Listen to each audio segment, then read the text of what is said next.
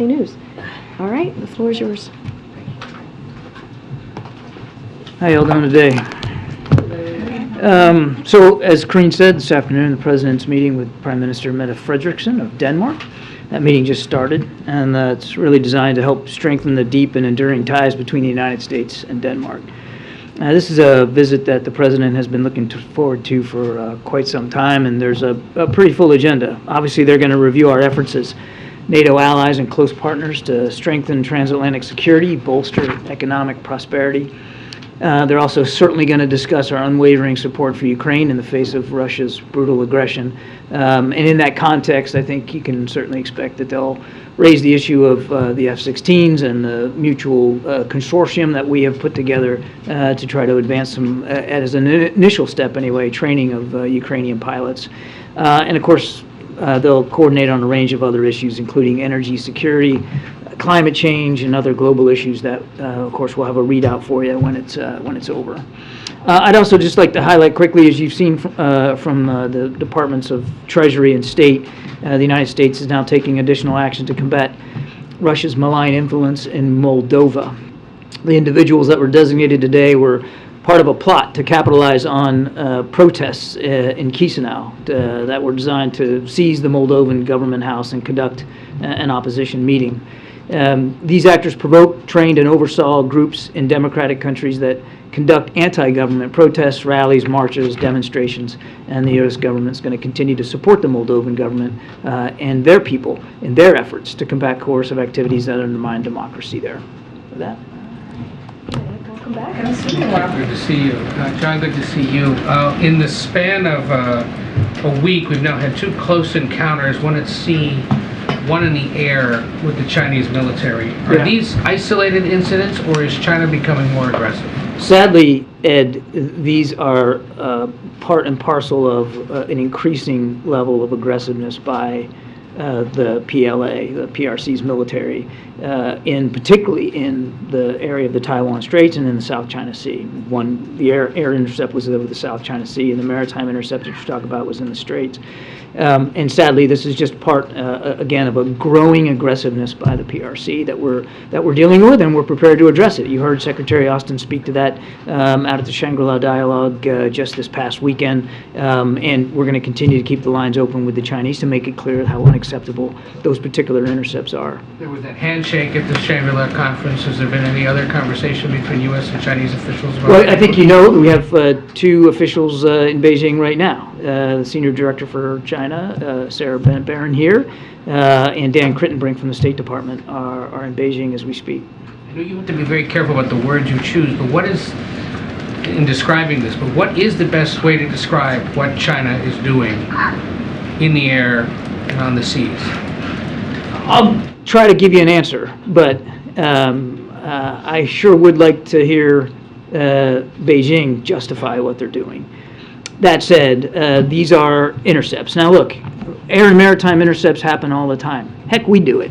The difference is when we do it, when we feel like we need to do it, it's done professionally, and it's done inside the international law, and it's done in accordance with the rules of the road. These two that you saw recently, and they have happened with more frequency than we'd like. Not all of them are unsafe and unprofessional, but these two were. You saw in the air intercept that they forced our aircraft and RC-135 to basically go through the jet wash. That you saw the bump in the cockpit. That shows you how close that Chinese fighter was to our jet. And in the maritime intercept in the Taiwan Straits, 150, 140, 150 yards. Speaking as an old sailor myself, I'll tell you that's pretty close when you're in open waters like that. And you could see the head of steam that Chinese vessel had on it as it crossed the bow of one of our destroyers. No call for that. It's unsafe. It's unprofessional. And as to why they're doing it, I think again, I think that's a great question to ask them. What I would tell you from our perspective is we're flying, we're sailing, we're operating in international airspace and international waters. And both of those incidents were in complete compliance with international law. There was absolutely no need for the PLA to act as aggressively as they did. It won't be long before somebody gets hurt.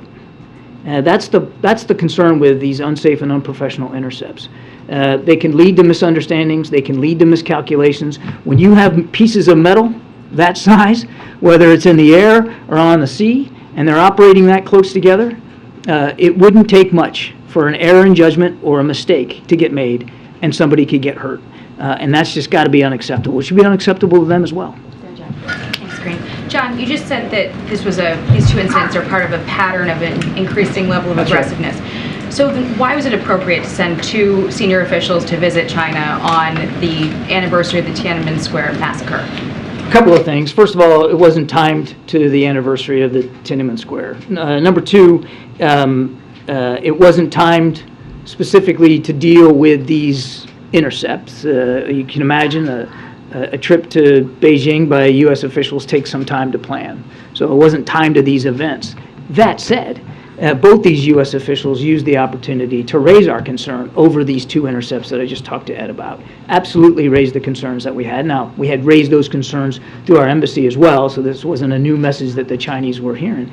But I think you can also understand, Jackie, that particularly when times are tense, particularly when there's a risk of miscalculation, and particularly when the PLA is acting as aggressively as it is with no reason whatsoever, that's the time that you want to be able to have a conversation, whether that conversation is over the phone or face-to-face. Now, this visit was very much in keeping with our larger, longer efforts to keep the lines of communication with the PRC open, and we'll see where this goes after that. There's been some criticism, though, of the administration for sending officials on that anniversary. Was that decision a messaging misstep? We would not call it a misstep. I mean, this was a long-planned trip, and this is the way the schedules worked out. But I think, honestly, people will be criticizing the timing of Tiananmen Square, just making a whole heck of a lot out of nothing. It wasn't time to do anything with the anniversary. And again, both these officials were nothing but candid and direct about our concerns, particularly of the intercepts. And of course, they brought up issues of human rights as well, as we always do. It's important to have these communication vehicles open. It's important to be able to have those kinds of conversations. And I think we're a whole lot less worried about the date on the calendar than we are about what's on the agenda when we start talking to them. Aside from expressing verbal concerns and communicating with Beijing our displeasure with this, is the United States contemplating any kind of response to back China down from its increased aggressiveness? We have continued to convey that message to them. I mean, obviously, we're not in control of their military and their military assets or their military leaders. We urge them to make better decisions about how they operate in international airspace and sea space. Whether they acknowledge those rules of the road or not, they are the rules of the road. And for a nation like China that continuously touts international law and sovereignty and territorial integrity, you would think that they would understand when a vessel or an aircraft is operating, in fact, in international airspace and sea space. We're going to keep standing up for those rules of the road. We're going to keep standing up for that international law. And as I said earlier, we're going to keep flying, we're going to keep sailing, we're going to keep operating where international law allows us to. It's an important concept. Freedom of navigation, whether it's in the air or on the sea, it's an important concept that the United States is going to continue to stand up for. Thank you. On Ukraine, what is your understanding of whether the counteroffensive has begun? Has it begun?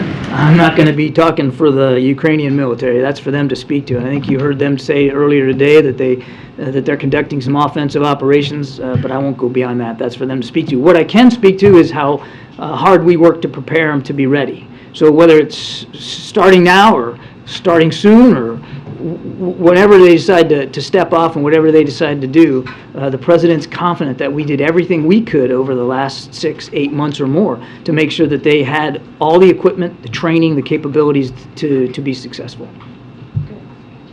Thanks. Back to China. Do you think, though, all of these incidents are sort of an effort to intimidate or impact other channels of communication that you are trying to keep open?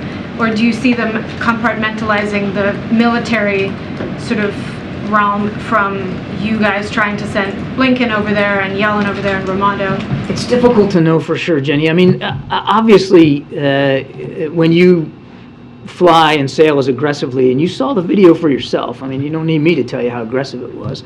You're trying to send some kind of a message. At the very least, it's a statement of some sort of displeasure about our presence, in that part of the world. But as the president said very clearly in Hiroshima, we are a Pacific power. We're not going anywhere. We've got serious commitments in that part of the world. 5 of our 7 treaty alliances are in the Indo-Pacific. The vast majority of international economic trade flows through the Indo-Pacific. We've got real needs there, and we're going to stay there. And we're going to continue to strengthen and revitalize those alliances and partnerships. So, again, I can't speak for the PRC, wouldn't do it. But if the message that they're trying to send is that we're not welcome, or our presence needs to be diminished, or they want us to stop flying and sailing and operating in support of international law, not going to happen. Would you say, though, as this is going on, that you're continuing to make progress in setting up these visits for Secretaries Blinken, Yellen, Raimondo? Yeah, I think the fact that we were able to get 2 officials there to Beijing here while we're talking is a good sign. We want to keep those lines open. It's important, especially, as I said, now. So in general, without predicting what the next visit's going to be or by whom or when, yes, we are feeling like we are making progress in terms of opening up additional lines of communication. Thank you, Karine, and thank you, John. I have 2 questions. National Security Advisor Sullivan said last weekend that the United States proposed to talk with China and Russia for nuclear disarmament. As you know, North Korea has nuclear weapons, whether we admit or not. Do you think nuclear disarmament talk with North Korea are possible to resolve the North Korean nuclear issues? Or will you continue to wait for the talks with the North Korea? It's not about waiting, Jenny. We have made it clear to Kim Jong-un and the regime in Pyongyang that we're willing to sit down without preconditions to talk about the denuclearization of the peninsula. That hasn't changed. It's not about waiting. We continue to send that message. What we haven't gotten is any indication from Pyongyang that they're willing to engage in those kinds of talks, but the offer still stands. Yeah, John, I just want to go back on the China question. Is there some possibility of sequencing the visits differently? So Secretary Yellen has talked about sequencing being an issue, which sort of implied that perhaps Blinken should go first. But given the challenges in the sort of political and realm and in the military realm, does it make sense to foreground the economic visits first, and have the economic team go first in terms of visiting? Yeah, that's putting that cart way ahead of the horse right now. I think we're glad that we're able to get this visit in Beijing, and we'll see what they come back with. I mean, clearly one of the goals was to advance the communication with the PRC and see what we can do to get these higher level visits in play. We're just not there yet to talk about sequencing or specific scheduling. But look, we're hopeful, and we'll see what they come back with and what we're able to talk about. On the NATO, can I just one more question? On the NATO Secretary General succession thing, this is an issue. Do you know whether the president intended to speak with the Danish Prime Minister about that today? And whether he has any thoughts about the importance of having a woman lead NATO for the first time? That is not the purpose for the trip, not the purpose for the conversation. I sort of detailed in my opening statement what they're really going to focus on. If I can shift gears to two different topics. One is, how do you all interpret Saudi Arabia's decision to unilaterally cut oil production? We'll let them speak for their decision to cut production. What we're going to stay focused on is making sure that there's a balance between supply and demand. You see the price of oil was not dramatically affected by this announcement of these additional cuts, and the price of gasoline continues to come down. So the president's going to stay focused on what's best for the American people, what's best for our economy, and making sure that we're looking after those needs, and we'll let the Saudi Arabians speak for themselves in terms of this decision to cut. And then a separate topic, I also wanted to ask you about another visit from a foreign leader coming up later this month, India's Prime Minister Narendra Modi. Yeah. I know you all have made a very large focus on this administration on the divide between autocracies and democracies, and there have been questions about the health of India's democracy under Narendra Modi. I wanted you to articulate why have the invitation for the state dinner, and then I have a follow-up to it. But why have India is a strong partner on very, very many levels with the United States. You saw that in Shangri-La, Secretary Austin announced some additional defense cooperation now that we're going to pursue with India. Of course, there's an awful lot of economic trade between our two countries. India is a member of the Pacific Quad and a key friend and partner with respect to Indo-Pacific security. I could go on and on and on. There's innumerable reasons why India certainly matters, not just bilaterally between the two of our nations, but multilaterally on very many levels. And the President's looking forward very much to having Prime Minister Modi here to talk about all those issues and to advance and deepen that partnership and that friendship. And then the follow is this administration at all concerned about the health of democracy in India? India is a vibrant democracy. Anybody that happens to go to New Delhi can see that for themselves, and certainly I would expect that the strength and health of democratic institutions will be part of the discussion. And look, we never shy away, and you can do that with friends. You're supposed to do that with friends. You're never shy away from expressing concerns that we might have with anyone around the world. But this visit is really about advancing what is now and what we hope will be a deeper, stronger partnership and friendship going forward. John, with Ukraine being an important topic this week, with the Prime Minister today and the UK here this week, when you consider the President's investment, the United States and allies' investment in Ukraine, does the President want to see Ukraine adhere to some of the President's wishes with respect to aggressive moves within Russia, with reports of the covert action on the part of Ukraine having an ability to act inside Russia? Well, I can tell you, the Ukrainians have already spoken to some of these quote-unquote raids, and I know denied participation in them, so I'll let them speak to that. What I can say, Kelly, and we've said this before, we don't encourage, we don't enable, and we don't support strikes or attacks inside Russia. Our effort, and we have been exceedingly plain about this with the Ukrainians, our effort is to support them in their self-defense, in defending their territory, their sovereignty. That's what's been violated here by Mr. Putin and Russia, and that's what we're helping them get back, their independence, their territorial integrity, and that's where the focus is. And I'm not telling you anything here in this briefing room that we haven't said privately to the Ukrainians in terms of expressing our concerns about that. They know our concerns. They have provided us, all the way up to President Zelensky, assurances that they will respect those concerns. Thank you, John. I hope you can clarify one thing on Taiwan. President Biden in Japan, during news conference, when asked about Taiwan, he said that there is a clear understanding among most of our allies that if China were to act unilaterally, there will be a response. What did he say? What did he mean by response? Was that sanctions? What did he mean unilateral, military intervention? Yeah, I'm not going to go beyond what the President said. He has said that before, that we don't want to see the status quo changed unilaterally. We certainly don't want to see it changed by force. And the other thing the President said, and he said a gazillion times, is there's no reason for it to, because nothing's changed about our one China policy. We don't support independence for Taiwan. Now, we obviously do support their self-defense capabilities, and we'll continue to do that. But there's no reason for this tension in the Taiwan Strait to devolve into any kind of conflict. Jeremy. Hey, John. I understand that you don't want to characterize whether or not we're witnessing the beginning of this counteroffensive. That's right, I don't. But is this within the time frame of when Ukrainian officials told Americans that they could potentially begin a counteroffensive? Are we within that time frame? I'm just not going to go there, Jeremy. I mean, they need to have the right and the responsibility to speak for their own military operations and how they're conducting them and where and when. And it wouldn't be appropriate for us to speak to that. Okay. And secondly, President Zelensky told the Wall Street Journal that he needs more Patriot missile batteries and air defense to protect both civilians in Ukrainian cities as well as frontline troops from Russian air power.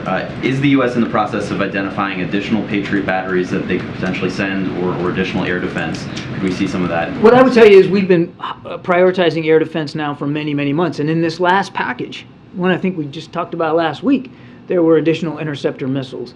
So without getting ahead of announcements to come, I can assure you that air defense remains top on the list of the kinds of capabilities that we're going to continue to make sure Ukraine has. Are Patriot batteries, I know that those are tough because they're fairly scarce, so is that a They possibility? are. There's not a lot of them, either in our inventory or the inventory of nations that have purchased them. But again, I don't want to get ahead of where we are. We know air defense is a priority, and we know how well the Patriots have been performing inside Ukraine, which is, again, why we provided some additional interceptor missiles last week. All I can tell you is that we're going to prioritize it going forward. I just don't want to get ahead of announcements. Go ahead, Steve, and then we'll go to that. Thanks. John, if I could ask you about the NORAD intercept yesterday. Yes, sir. If you could help us understand, there was a period of time yesterday where it wasn't clear what was going on. We think we have a sense of what happened, a tragic incident. But can you walk us through, maybe give us a tick-tock of NSC involvement in this? And was there a point at which yesterday the Commander-in-Chief was informed that there was a wayward plane headed for Washington and might have he... Well, the President was certainly briefed and informed. I don't have like I should have brought it with me. I don't have like an exact tick-tock minute by minute, but I can walk you through a little bit of how it transpired in the process. So before I do that, though, I do want to express our deepest condolences to the family members, the loved ones of those who died in that crash.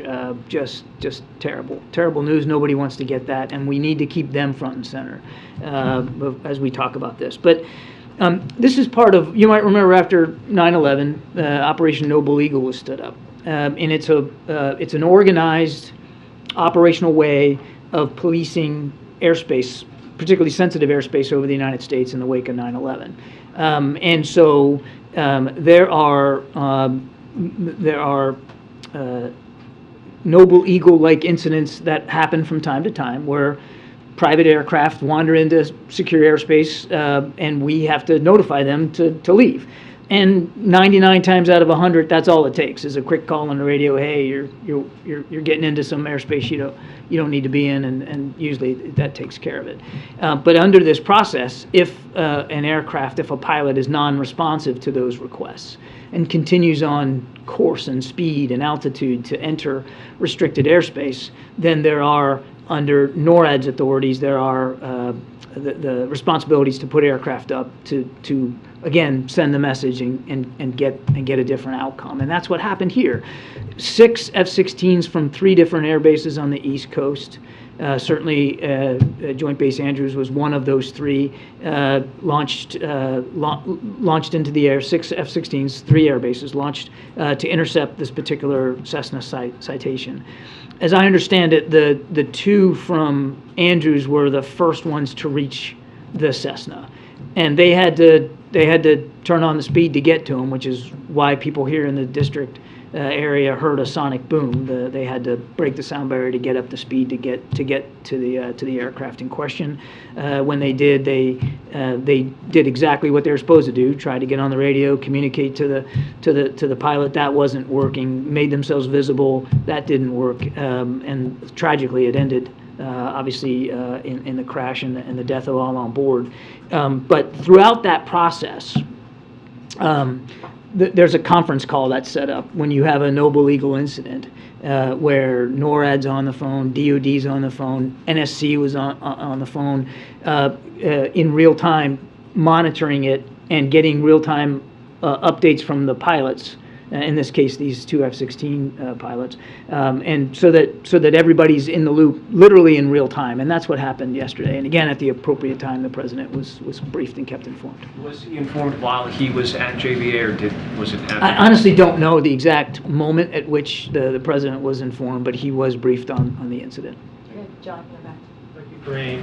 Thank you, John. I wanted to ask you, going back to the China question, and the various episodes which have occurred over the course of the past few weeks involving China's military and our military. At what point does the president pick up the phone, reach out directly with President Xi, and say, enough?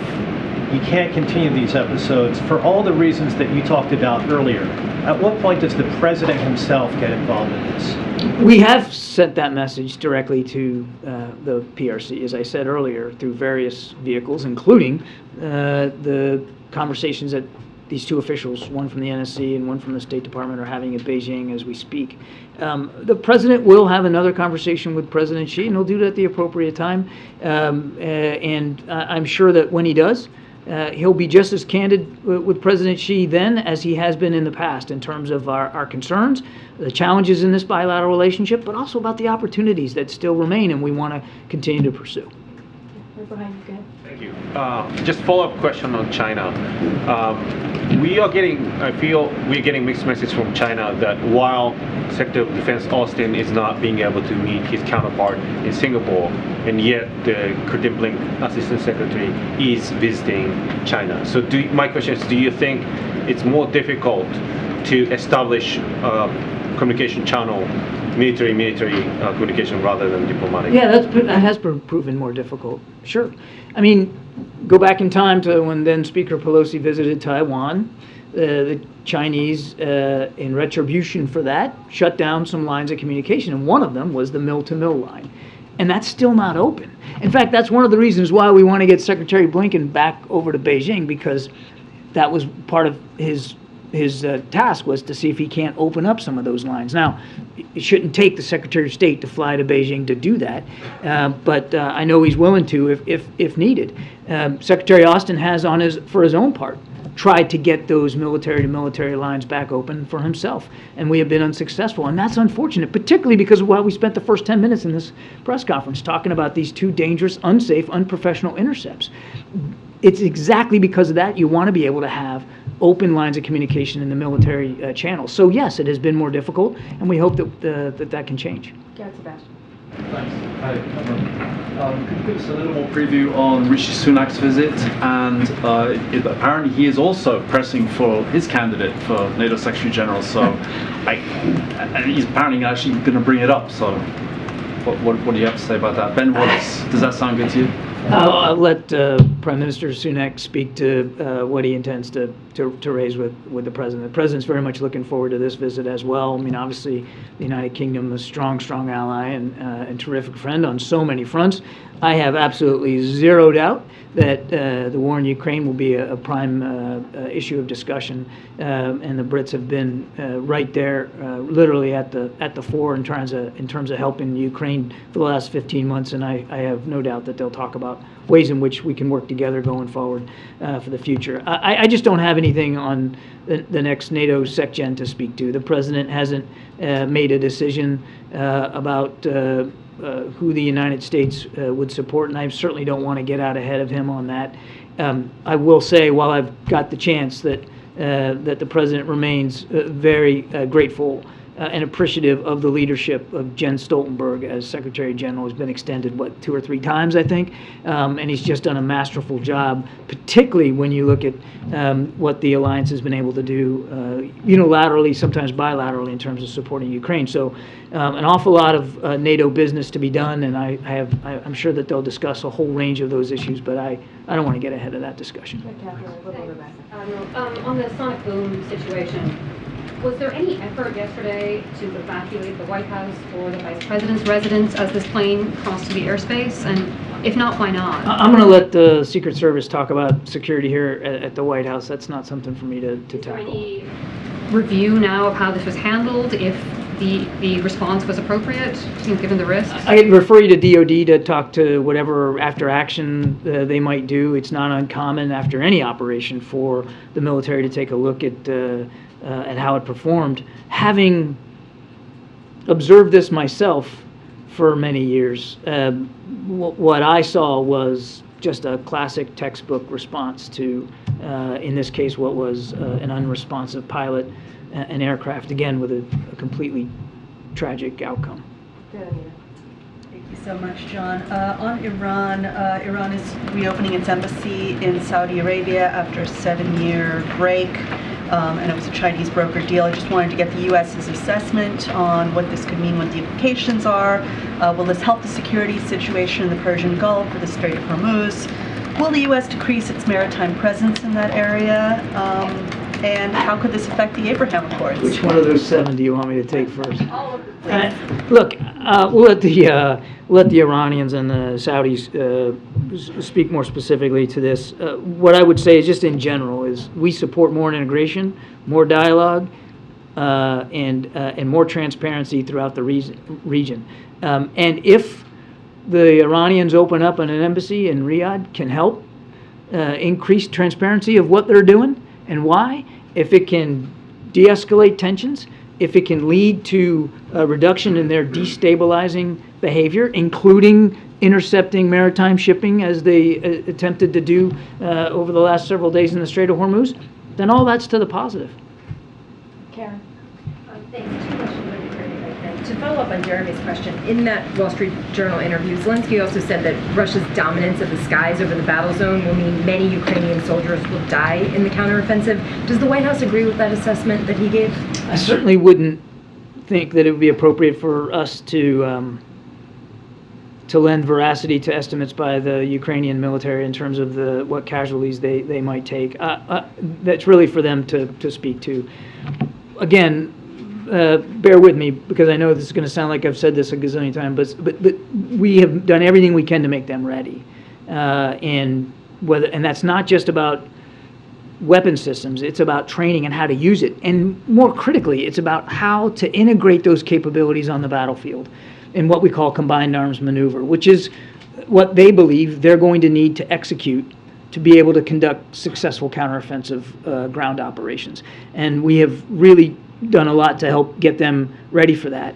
But as to how many casualties they might take, I think that's really certainly nothing we would speculate on. And in war, those things are unpredictable. And it's a lot of it's going to depend on how and where they conduct these operations and what kind of resistance they face from Russian forces. Well, second one, could you give your assessment, the administration's assessment, on how significant the recent and ongoing gains are by Ukraine around the city of Bakhmut? I would just tell you that again, I don't want to armchair this thing, day by day. There has been continued vicious fighting in the Donbass area. Certainly Bakhmut did not see much of a reprise of the violence. The Ukrainians have been fighting bravely for Bakhmut. Even as they withdrew forces, they still stayed in the vicinity of Bakhmut. I'll let them speak to the reasons why that's important and why they're conducting those operations the way that they are. Again, our focus is on just making sure that they're ready. Go ahead, Rob. Thank you. There was a Microsoft Outlook outage this morning. Is the NSC monitoring any reports of foul play involved? Not that I'm aware of.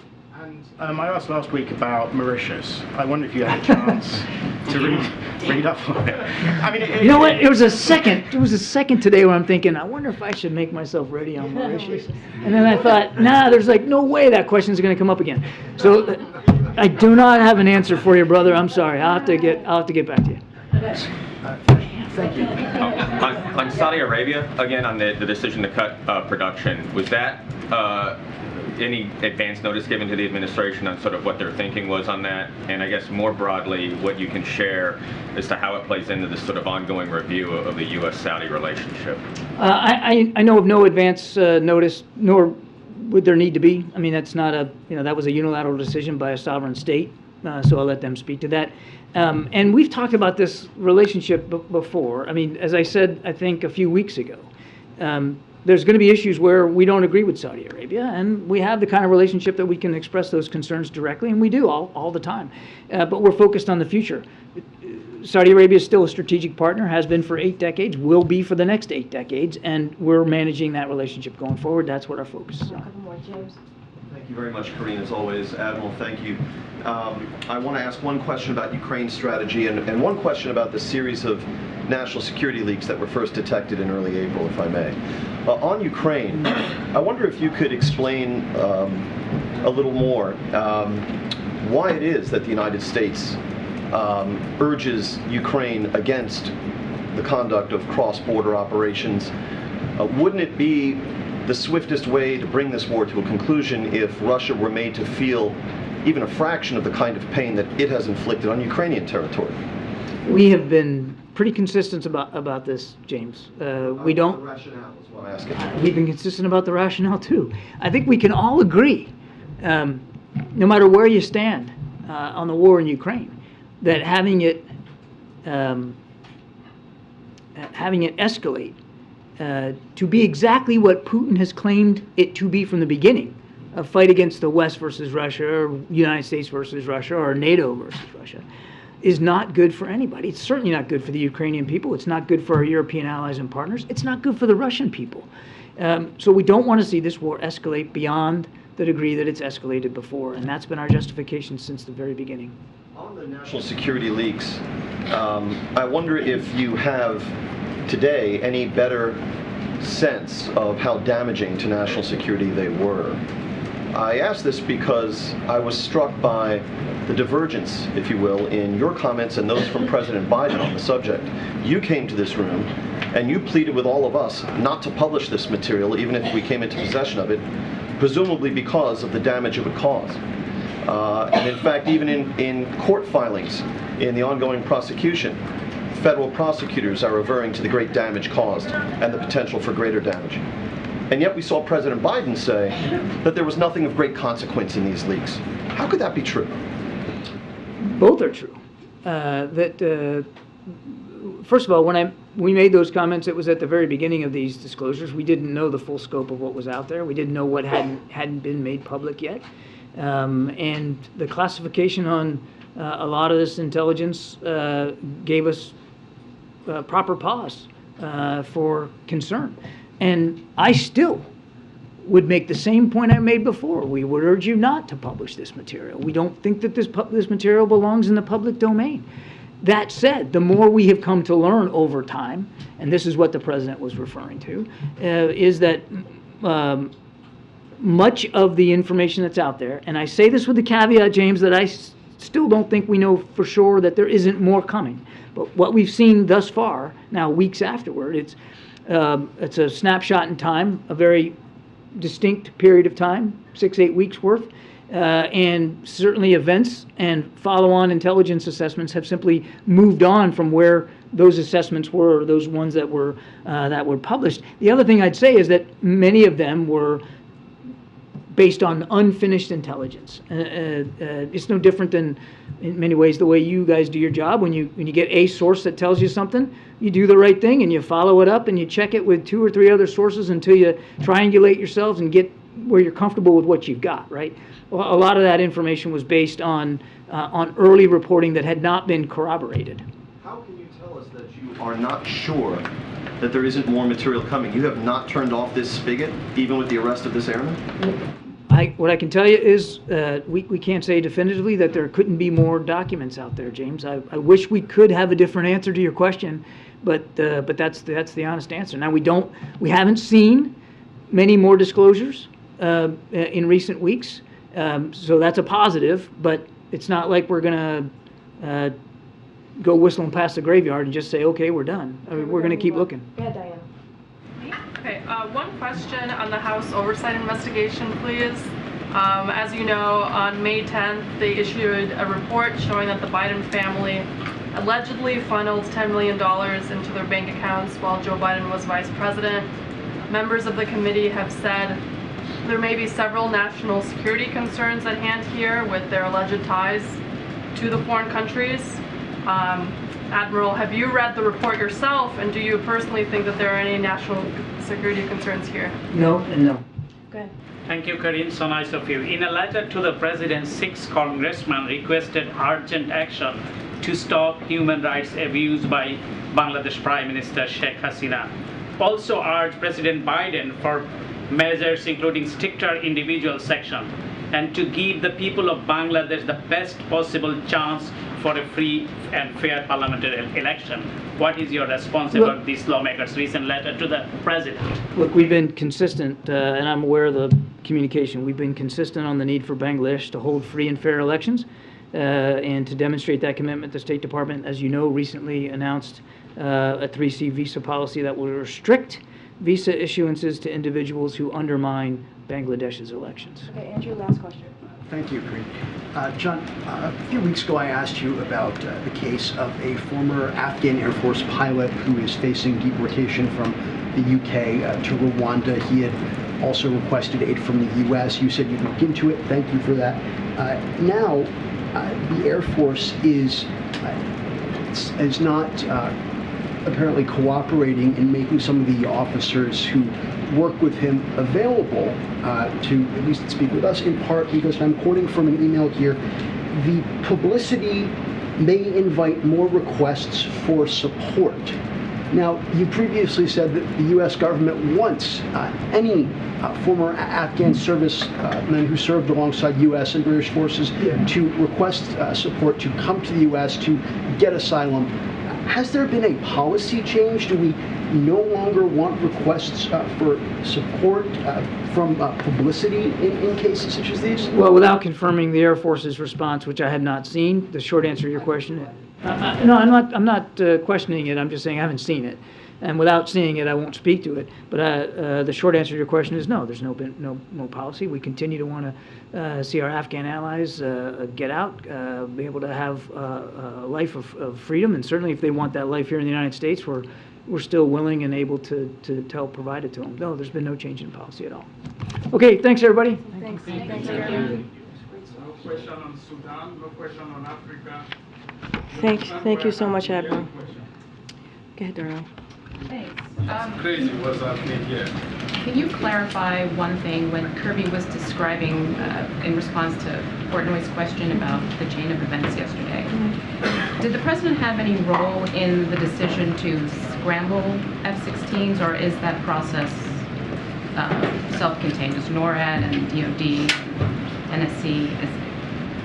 So what I can say for sure is that the President was they're certainly briefed and throughout the process and kept abreast. Can't speak to the exact process and what comes first and how it all runs down. Clearly, this is the Department of Defense that kind of certainly led this operation, but can't speak to where the president kind of engaged or not. I can tell you that he was certainly kept abreast.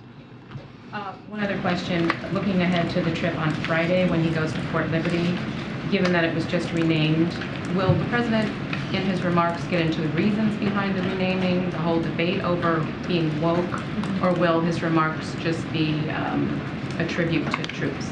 So, as you know, that's a few days away. So we'll have more to share and certainly preview on what the President's going to say on Friday when he's in North Carolina. I just don't have anything right now. And as you can imagine, the remarks are continuously being worked on and edited by the President, but I just don't have anything to share specifically on what he's going to lay out and speak to. All right, go ahead, Kim. The cabinet meeting tomorrow, anything you can tell us about the theme or the focus of that? Sure, I can share a couple things about tomorrow. As you all know, the President's going to be convening his cabinet secretaries tomorrow in the cabinet room, as he does from time to time, to discuss the progress we've made in investing in America. That includes the 13 million jobs created in the last 2.5 years under this President, unemployment being below 4% for nearly a year and a half, and annual inflation falling now for 11 months in a row, and more than $470 billion in private sector investments. And let's not forget the bipartisan budget agreement that the President signed on Saturday, which will also be a conversation to include just the progress that we've made in this last 2 years of this administration, and also the priorities and the funding levels and all of the historic pieces of legislation that the President was able to do just the last 2 years. So, and that's including ending COVID-19, public health emergency, and Title 42 at the border. And what you can expect as well is he will be talking to his cabinet secretaries about the next 100 days, which we think is incredibly important as we move forward with this rest of this year, unleashing more infrastructure, clean energy, manufacturing investments across the country, and our work, let's not forget, to curb gun violence as well, and also what we're seeing across the country on what's the attacks that we're seeing on women's reproductive rights. So that certainly will be part of the conversation that you all will hear and see from the President tomorrow. Go ahead. Yes. Journalists at Gannett newspapers are on strike today. Just wondering if the President has any message for them. Does he support them? So, as you know, the President, when it comes to these types of issues, he clearly hopes that they continue to have the conversation and they come together in good faith. And certainly, he always supports in this particular journalist to make sure that they get a fair share here. Go ahead. Thanks, Karine. Picking up on the cabinet meeting, does the president still have confidence that Julie Su can get approved to be his cabinet secretary? Yes, yes, he has confidence that she will get through, and as you can imagine, that she has the support of this administration to get her through, to get her confirmed. She will be in attendance tomorrow. As you know, she's the acting secretary of the Department of Labor, and he has confidence, and we're going to do everything that we can to make sure that she actually becomes secretary. He nominated her at the end of February. It's now June. So what is he doing to help speed this process up? Well, look, Julie Su, as you've heard me say many times from here, was confirmed, supported as a deputy secretary at the Labor by all Senate Democrats. That occurred when she went the first time she went through this process, clearly as deputy, and has garnered the support of businesses, labor, several organizations across the spectrum. If you think about Jean Soroka, the executive director of Port of Los Angeles, recently wrote that Julie Su is a consensus builder whose impact has played out in real time throughout the supply chain industry. For these reasons, among others, no one is better suited nor better qualified than Julie Su for the job of Secretary of Labor. So this is a full court press to get Julie confirmed. Outside groups continue to also push her forward, and certainly she will get the support from the White House as well and from this president. So we are confident, and we're going to continue moving forward. The last thing on this topic, does the president feel after the debt ceiling negotiations that he has a little cachet here to use with moderate Democrats such as Senators Manchin and Sinema? Well, look, I mean, if you look at the last 2 years of what this president, more than 2 years now, what this president has been able to do, the bill that he signed into law just a couple of days ago, the budget negotiations agreement, that was number 350 bipartisan piece of legislation, and so he's able to get that done when people said that he would not be able to get that done, which is bring both sides together. And he's worked with Democrats across the ideological spectrum over the past 2 years as well to get things done. You think about the Inflation Reduction Act, that is something that Senator Manchin, right? He steered that through, and something that the president worked very closely with him on. You think about the American Rescue Plan. There's been many times where you've seen Democrats come together to deliver for the American people, and let's not forget the bipartisanship that this president, and because of his leadership, has been able to do. So yes, he believes that we can continue to get things done, and there's a long list of legislative agenda that he wants to see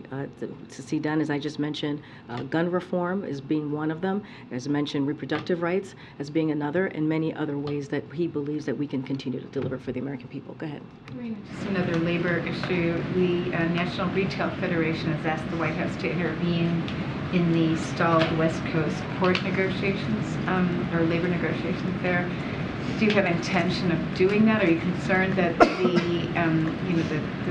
problem there could actually exacerbate the supply chain issues that you have just gotten ahead of? So look, certainly we're monitoring these discussion or this situation very closely, and we're going to continue to monitor. That's what we've been doing. And so the way that we see our role here is we know that the parties who are negotiating, as we know, negotiations are very hard, as we've talked about many times from here in the last couple of weeks, but they have overcome some major sticking points already and are continuing to address most difficult issues right now. But what we see is the best way to move forward is for both sides, or for all sides, to continue to work to come to the table and come to a solution here. And so that's what we are going to continue to encourage all parties to work in good faith toward a mutually beneficial resolution that ensures that workers get the fair benefits, quality of life, and wages that they deserve. And that's what we believe that we're going to continue to be very vocal about.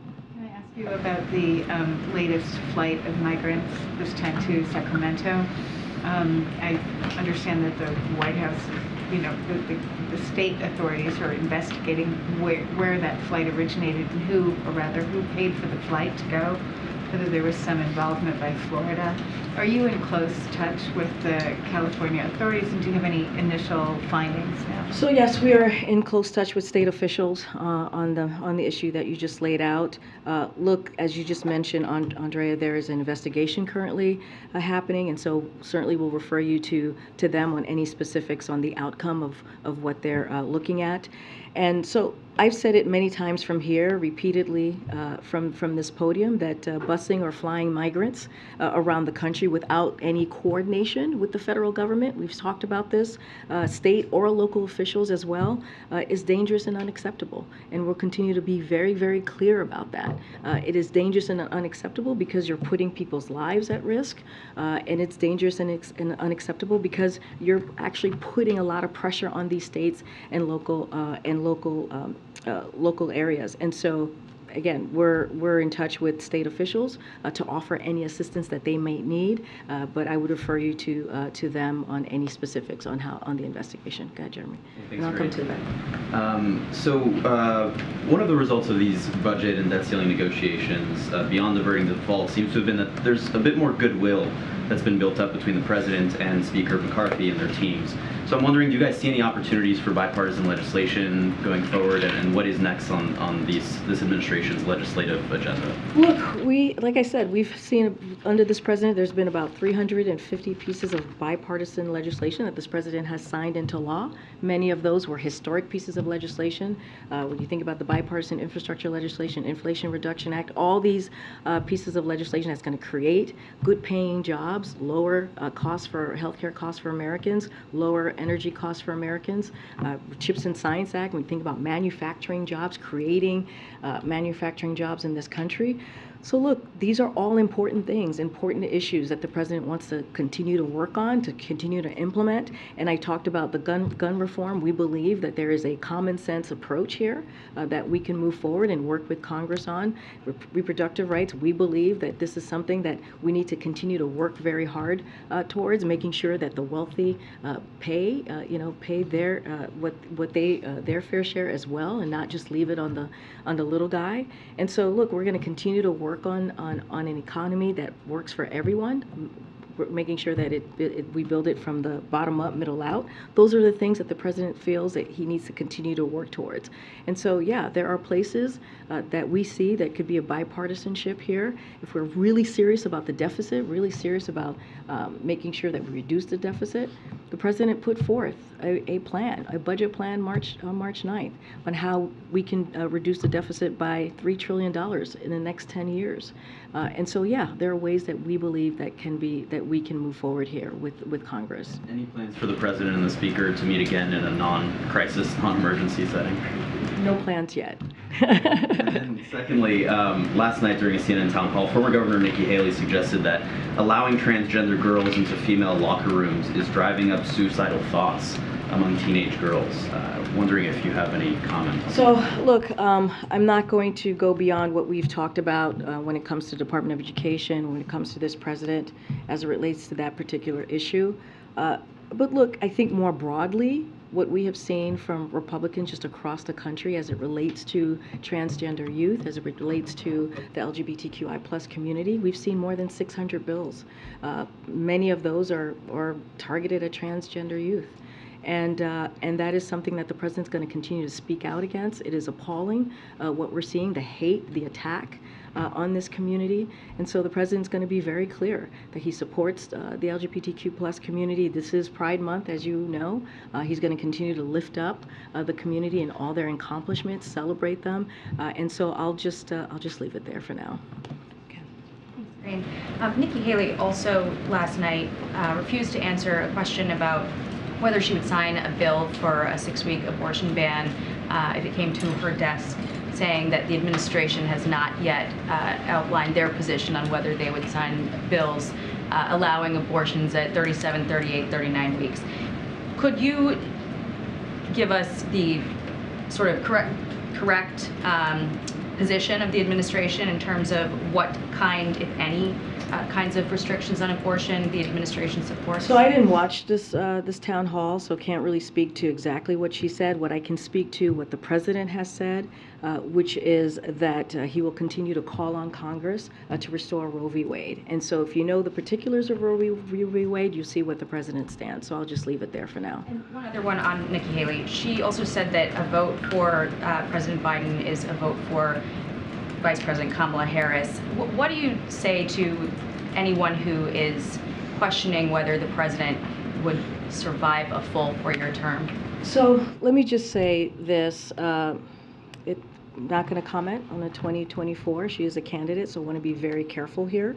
And we do follow the Hatch Act, so I want to be really, really mindful here. Look, this is a president, if you look at his track record, and I'm saying this more broadly, if you look at what he's been able to do, he has been able to push forward and get done historic pieces of legislation. He has gotten more done than any other president when you think about the infrastructure legislation. When you think about the last president, it was a joke. We were talking about infrastructure week. It was literally a joke. Now you hear this president talking about infrastructure decade. When you think about for Medicare, being able to negotiate and lower cost for Americans, that matters. That matters to the American people. When you think about actually creating jobs, good paying jobs, which is part of this president's economic policy, that matters to the American people. The president literally just was able to get done a bipartisan agreement on the budget, which many people didn't think he would be able to get done. And this president was able to get done. So look, this is a president that's been attacked during 2020, where people said, oh, he's not gonna win. He's not able to get it done. There's no way he's gonna be the next president, and he made it happen. In 2022, the same thing. There's going to be a red wave. It's not going to happen. Democrats are in trouble, and look what happened. And because of what the president was able to go and do and make sure that there was a message out there that Americans can see on what he's been able to do and what Democrats were able to do, he really had one of the best midterm outcome for a new Democratic president in 60 years. In 60 years. And so, look, I'll leave you with a quote here. Here's something that I think that was said a couple days ago. It's a Huffington Post headline. After calling Joe Biden senile, Republicans complain he outsmarted them. I'll leave it there. Okay. But to follow up on this, because the other argument that was being made in that comment by that candidate is that a vote for Joe Biden is a vote for Vice President Harris to possibly become president. Does the White House see those continued attacks from Republicans, and frankly, comments from Democrats concerned about that, as sexist, racist, politically convenient? So look, going to be really careful. 2024, I'm not going to speak to 2024 from here. What I can speak to, what I'll say more broadly, is that the Vice President has been a partner. Has been a partner to this president. You've heard him say that multiple times. When it comes to difficult decisions, when it comes to important decisions that matter to the American people, this is something that those are issues that the president has talked to with the vice president. And so you've heard him say that. You've seen her do that out there on the road, or whether it's even here speaking to different issues that are incredibly important to the American people. So I will leave it there, but not going to go into a tit for tat. What does this mean? What is this outcome going to be? What I'll speak to is what I know here in this White House and how they have worked very closely to get all of the things that I just laid out get done on behalf of the American people. I had one other. The chairman of the House Oversight Committee says they're going to vote to hold the FBI director in contempt on Thursday for withholding documents about some uncorroborated corruption allegations dating back to when the president was vice president. Does the White House have any comment on the Oversight Committee's continued focus on this? So I would have to refer you to the FBI. They've actually put out a statement on this, and I would refer you to them. All right, go ahead. Thanks, Karine. You mentioned Pride Month a minute ago. I wanted to ask, the Pentagon announced last week that it will no longer allow drag shows to be hosted at military facilities. Did the President or the White House, were they consulted at all on this decision? Or do you have any response to what it says that was announced, as the White House is trying to celebrate Pride Month? So that was a DOD decision, so questions related to that, certainly I would refer you to them. I'll say a couple of things here. I want to start out by saying that this is a president who is proud of the LGBTQI people serving in our nation's military. As Secretary Austin has expressed in his Pride Month statement that he put out just last week, the Biden-Harris administration will celebrate LGBTQI plus service members' contributions during Pride with Pride across federal agencies, including at the Department of Defense. And also, as the Secretary said last week as well in his statement, and I'll quote him, "Who you love or how you identify has nothing to do with how bravely you fight for our country." And so again, they make these decisions, the DOD makes these decisions independently, so I would have to refer to them on any specific questions.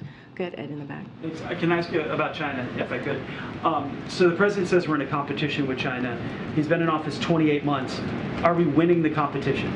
So I would point you to the 800,000 manufacturing jobs that were created here. I would point you to the Chips and Science Act that was bipartisan, that the president was able to get done to make sure that we bring back jobs here. I would point you to, as you always ask me, about our economy and how it's growing. More than 13 million jobs created, unemployment at a record low.